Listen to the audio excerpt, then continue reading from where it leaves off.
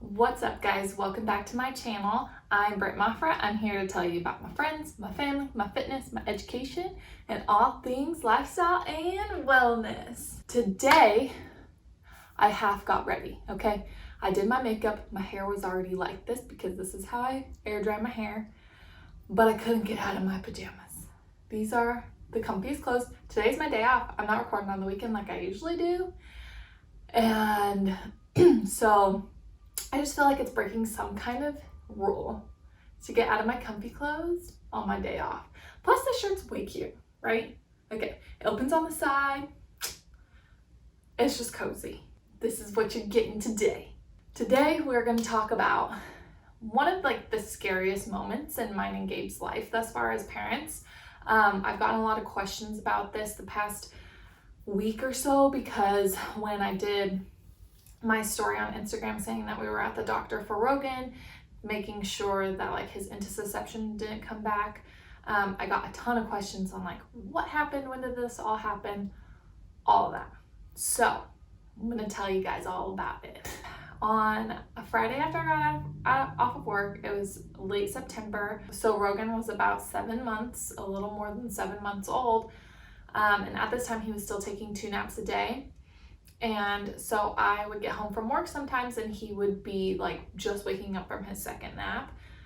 And his second nap would be 30 minutes, just a little cat nap to get him to stay up until 7:30, 8 o'clock for bed. So I go upstairs. He had just woken up from his nap. I go to pick him up from his crib and he was crying. And usually he'll wake up and just be come get me. But he was crying. But it was a weird cry. So I go to pick him up from his crib and he's just limp, arms fell back, head fell back, and I couldn't really arouse him. I turned on the lights to change his diaper and he wasn't opening up his eyes. He was moving, but I could literally pick his arm up and it would just fall back down. So I called Gabe upstairs and I was help me wake him up. I don't know what's going on. And so we thought maybe he's just really tired, but then we laid him on our bed. We were both playing with him and he wouldn't open up his eyes. So we were okay, well, let's go downstairs where his toys are. Maybe that'll wake him up a little better. And so we get downstairs, Gabe is holding him and he just throws up everywhere, all over the couch. And so Gabe was here, you need to take him. So at this point we think that he has a stomach bug, maybe the stomach flu. We called his daycare, asked how he was at daycare, and she said he was completely fine, acting totally normal. And so I'm holding Rhogan because Gabe is covered in vomit, so he's upstairs changing his shirt, and then all down my back, all over the floor, Rhogan throws up again. And it wasn't just a little bit of spit up, it was a lot of fluid that came out.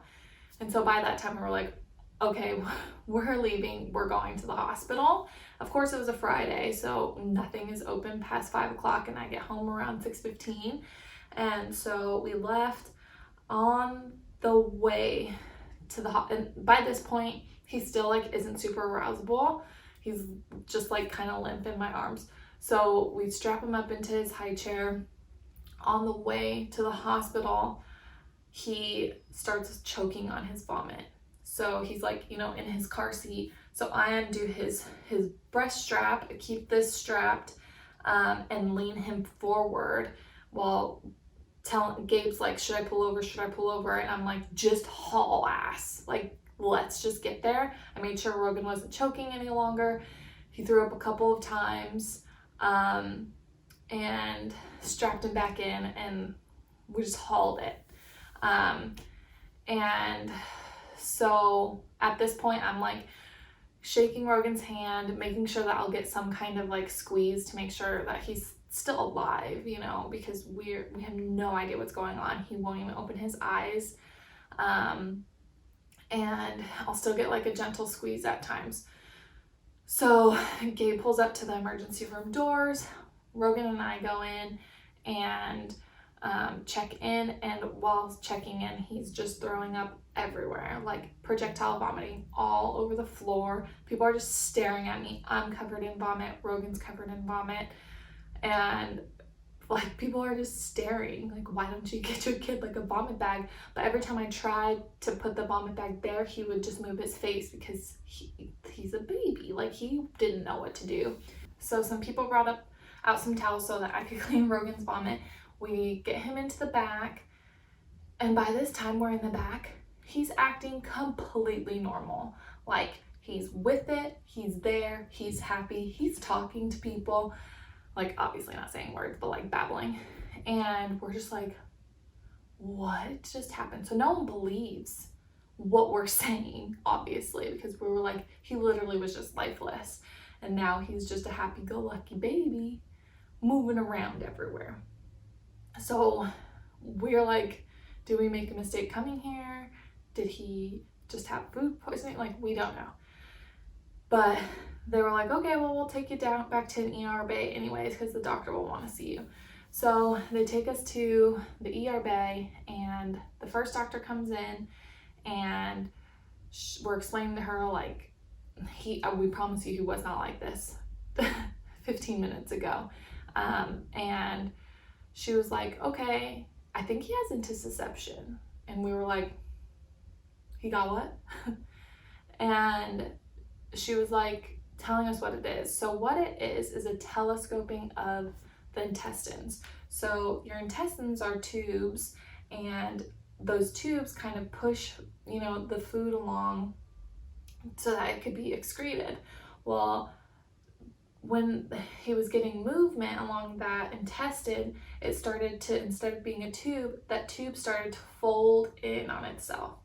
So since it was folded in, it was obstructed, and nothing can go past it. So that's why he was vomiting so much.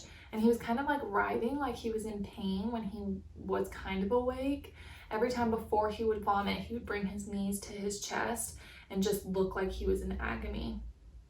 And so we start Googling right away, like, what is this? How does it happen? And we think what happened was about like a few days before that, we noticed his lymph nodes. He's always had lymph nodes pretty swollen on his head that are really palpable, and on his neck.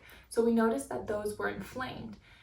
Online, it said that the most common way for an intussusception to happen is for a lymph node on the intestines to swell up, and then as the intestines are moving along doing their normal peristalsis, it gets stuck on that swollen lymph node, and then that folding in just continues and continues. Also, what we found online is that it is a life-threatening condition, which is just absolutely terrifying as a parent to ever be in that situation. And so to confirm that it was intussusception, we had to go and get an abdominal ultrasound. So we go to the abdominal ultrasound, and he was acting normal right before, right? So I asked, can I feed him? And she was like, sure, let's try it and just see what happens.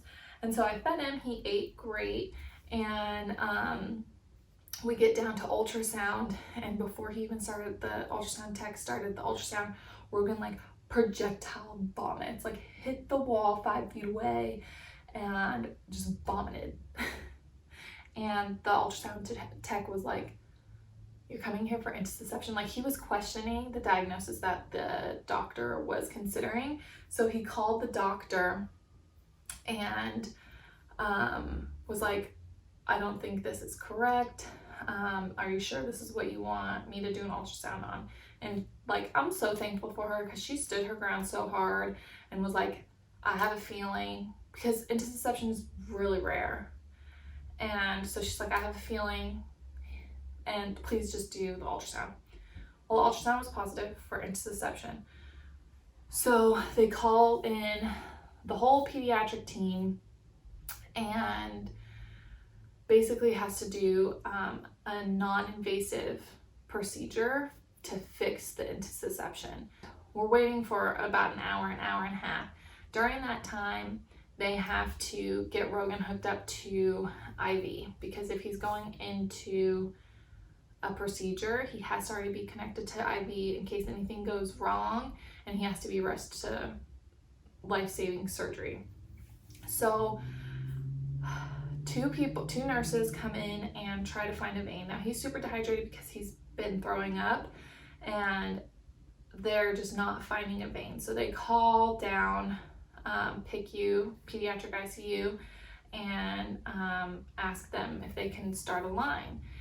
And one nurse, while waiting for PICU, was like, I don't want to wait any longer, let me just try. And in my head, I'm like, what's the harm in waiting? I don't want you to just try and blindly kind of poke at my kid, but I don't like to step on toes either.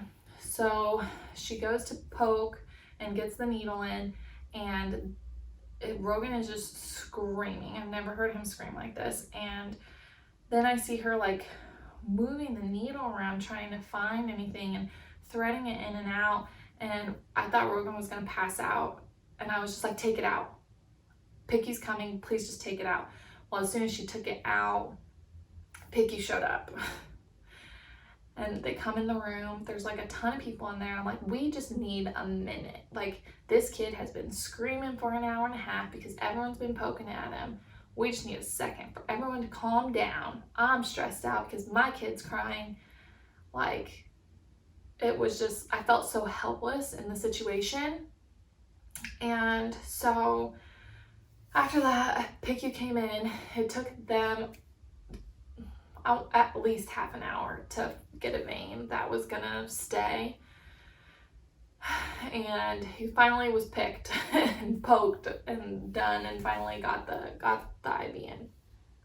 So we waited about another 45 minutes, and the pediatric team comes in and is like, hey, we don't have a pediatric surgeon on site right now or on call, so we're gonna have to send you to another hospital. So they were sending us to Children's, which Children's is like probably the best place for your kid to be anyway. It specializes in pediatrics.